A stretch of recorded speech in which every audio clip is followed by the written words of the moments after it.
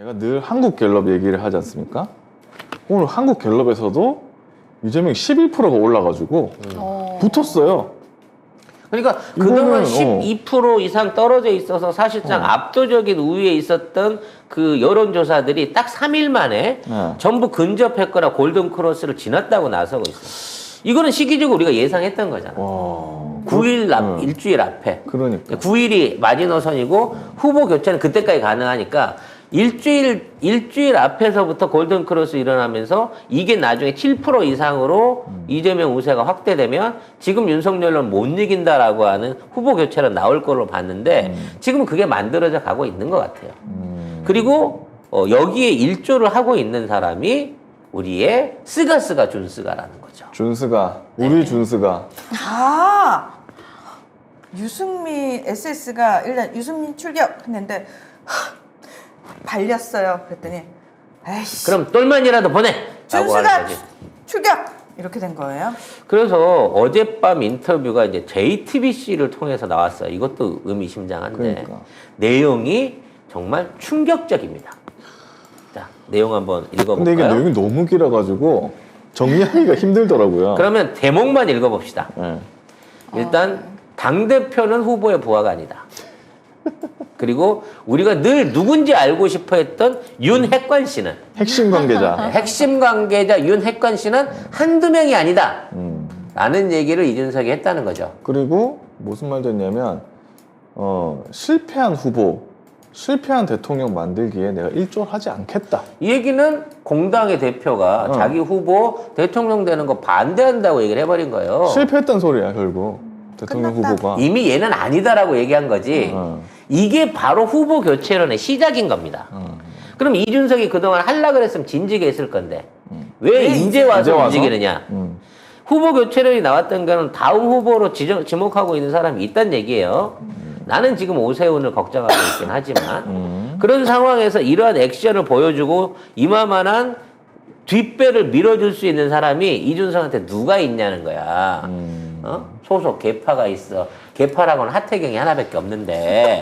하태경이 이준석 부캐. 이준석 개. 유일한 이준석 개 하태경이 하나밖에 없는데. 근데 그 하태경도 윤석열한테 가했어 지금. 그러니까 그런 상황에서 이준석이 무슨 배짱으로 이런 과감한 워딩을 던졌겠냐는 거지.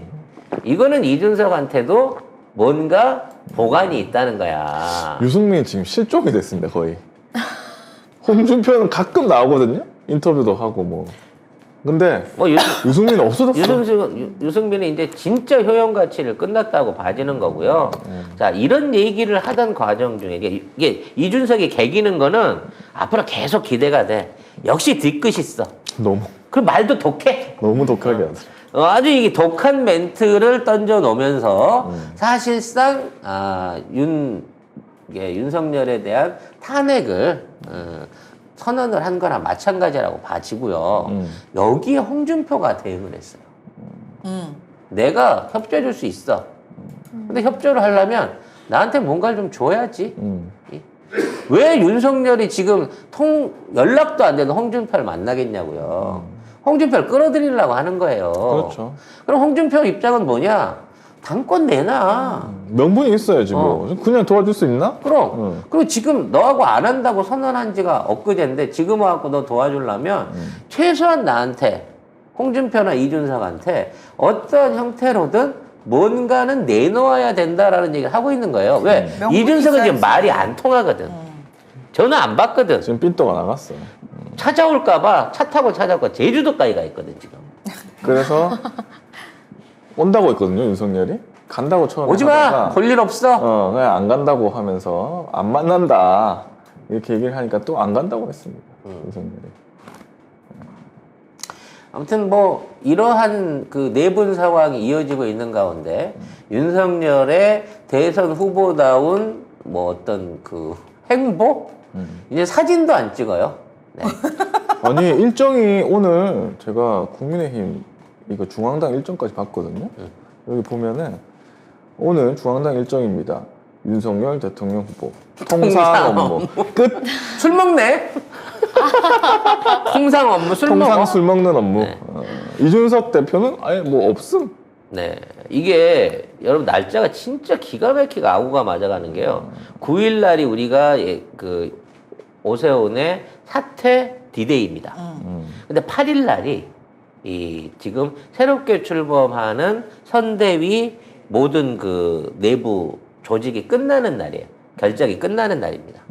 과연 이 상황 하에서 8일 날 일어날 선대위 그 선거대책본부의 본격적인 출범을 앞두고 지금 국민의힘안에서 어떠한 내분이 일어날지는 지금 상상이 안 되는 이제 5일밖에 안 남았는데도 불구하고 안개 속이에요 지금. 진짜 상상이 안 가네. 어떻게 될지. 지금 그러면서 우리가 잊혀지고 있었던 진짜 다시는 생각 안 해도 될 줄 알았던 홍준표나 김종인이 슬그머니 왠지 모르게 이준석 뒤편으로 모이고 있다라는 느낌이 지금 보여지고 있습니다. 근데 김종인은 홍준표하고 아예 안 될 텐데. 그런 생각을 가지지 마. 그래요? 이익 앞에서 철저하게 자기 신념 지키는 인간은 그쪽 분야에 그쪽 동네에는 있질 않아. 아니 뭐 그럴 수도 있겠지만. 근데 이런 방식으로 해갖고 윤석열을 압박해갖고 윤석열한테 전권을 또는 당권을 뺏어난다고 하더라도 또다시 제2의 핵관 그룹이 나오는 거예요. 어? 버르장머리를 고쳐야 된다. 그렇지. 버르장머리 고치겠다고 하면서 모든 권한을 뺏어버리고 윤석열을 마스코트로 부리려고 하는 애들이 세울 거고, 그럼 또 한 달 있다가 윤석열이 나 이런 선대위랑은 못하겠어요. 그러고 또 개길 수 있는 입장에 계속 반복인 거야. 하지만 이 그림을 길게 끌고 나가면 길게 끌고 나갈수록 윤석열의 정치적 위상과 그가 획득할 수 있는 권력의 사이즈가 적어진다는 거지. 그렇죠. 이런 방향을 조정하고 있는. 정말 윤석열을 필부로 만들어 버려가지고 윤석열이 무슨 소리를 한다고 하더라도 저 새끼 선거지니까 오만 가지 소리를 다 하는구만. 그렇죠. 개무시해. 라는 방식으로 만들어 가고 있는 건 아닐까라는 생각이 듭니다. 이게 너무 조기 그 골든 크로스가 일찍 나타난 것부터가 뭔가 좋지 않은 조짐이었다고 생각을 합니다. 네. 아무튼 이준석과 홍준표는 합쳐진 거고요. 네, 윤석열과 이준석은 갈라설 수 없는 지금 경쟁 관계를 만들고 있기 때문에 갈라설 수밖에 없는. 갈라설 수밖에 없는 경쟁 관계를 만들고 있기 때문에 네. 둘 중 하나는 죽었다. 그렇죠. 네. 둘 중에 하나는 죽어야 돼요 지금. 근데 둘이 어떤 이제 쉽게 말해서 치킨 게임을 하든 아니면 맞짱을 뜨든지 간에 지금은 이준석이 욕먹을 게 좀 덜하다는 거죠. 이준석한테는 시간이 있고. 그리고 이준석이 인터뷰에서 뭐라고 했냐면, 아니 뭐 내가 한다고 하니까 홍보 그거 한다고 하니까 김미영이 불러갖고 다 아니, 줘버리려고 그랬다는. 홍보한다고 하니까 홍보 있는 그 돈 해먹으려고 한다. 뭐 이런 식으로 막 음해하고. 뭐 아니라고 할 수 있을까? 아니, 자기는 아니라고 하지 마. 제일 어쨌든. 큰 돈인데. 네. 어? 홍보 그 돈 닦아 먹으려고 한다 얘기를 하고, 그 다음에 나중에 이렇게 돼가지고, 야, 나 아무것도 안 하니까 저 새끼 이거 아무것도 안 한다 이러고, 그럼 나 어떡하란 말이냐 라고 지금 얘기를 했거든요. 결국 대선에 있어서 가장 큰 비용은 홍보비죠. 홍보는 네. 제일 큽니다. 그래서 그 홍보비를 어떻게 쓰느냐에 따라 전략도 바뀌겠지만 이 홍보비를 집행하는 사람들이 어찌됐건 따뜻한 거 아니겠습니까? 인쇄소 누구 지정할지 광고차 누구랑 계약할지 따라서 그 어마어마한 떡고물이 안 생길 수가 없는 자리이기도 해요. 이런 거 공정하게 관리하려면 말 그대로 이제 오픈을 해주면 되는데 이 국진당은 그 장한테 모든 권한을 다 몰아줘 버린다는 거지. 그러니까 지금 있는 모든 사람들이 가장 노리고 있는 게 홍보 관련된 저 직종일 거란 말이야. 실무적으로 돈독이 오른 윤 핵관 그룹에서 이거를 절대 이준석한테 줄 리가 없는 줄 거죠. 수가 없다. 네. 줄 리가 없다. 줄 리가 없죠. 네. 네. 줄 리는 없죠. 7월 같으면 7월에는 좋겠지만 줄 리가 없다. 네. 줄 리는 어디에도 없죠. 그러니까 네. 어디 있지? 아무튼 이런 상황이 유지되고 있다는 거를 생각을 유지 이런 상황이 또 유지가 될 수밖에 없다는 또 이게 또 문제가 될 수 있겠네요. 그러네요.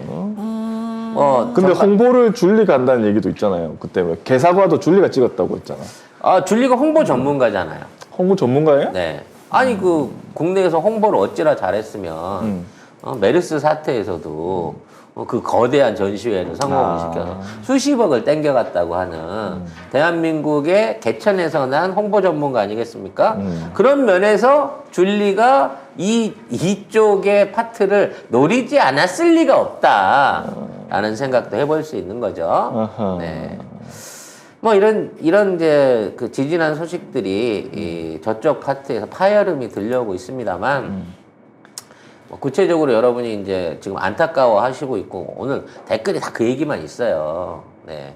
우리 쪽 그 조동현 교수.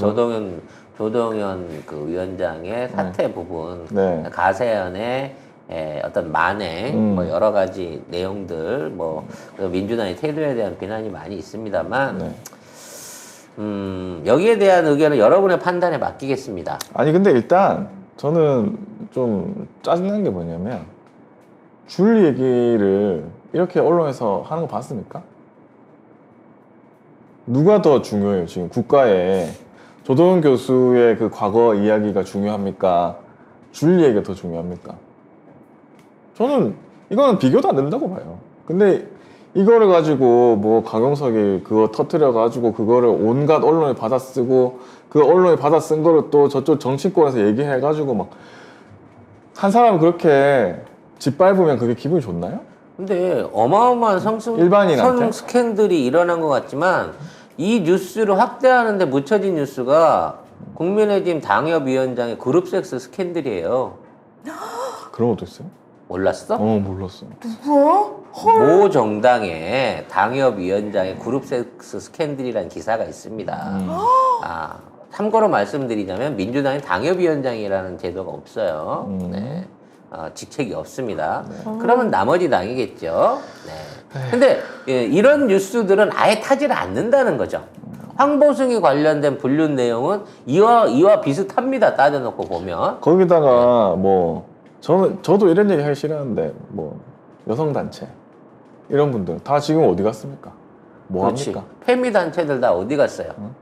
아니 이렇게 한 사람이 다구리 당하고 있는데 아니, 일반인이 황보승이 얘기 나왔을 때는 사랑에 빠진 게 죄는 아니잖아 이걸로 가다가 뭐 김건희도 뭐 보호해서 그런 얘기 안 했어요? 그러다가 우리 쪽 있는 사람 우리 쪽 이 진영에 있는 사람들의 얘기가 나오니까 일단 언론이 그렇게 때릴 수도 있는 언론의 포털에 언론의 난리가 포털에 났어. 이걸로 다 도배를 해갖고 진짜 뭐 자살 기도까지 했다는 얘기도 있을 만큼 사람 하나 지금 매장하고 있는 거거든요. 경찰 출동하고 그랬다고 하더라고요. 언제까지 이런 편향된 보도에 의한 희생자들을 만들어내야 하며 그에 대한 얼척없는 사과와 책임과 그리고 여기에 관계돼서 피해를 입었던 그 가족들에 대한 인권은 누가 보장을 할 거냐는 거지. 강용석이 뭐까지 공개했다는 애 사진까지 공개했나? 사진까지 이름 사진까지 다 신상을 공개해가지고 이런 얘는 무슨 죄야? 그러니까 이게 무슨 짓입니까 이게 도대체?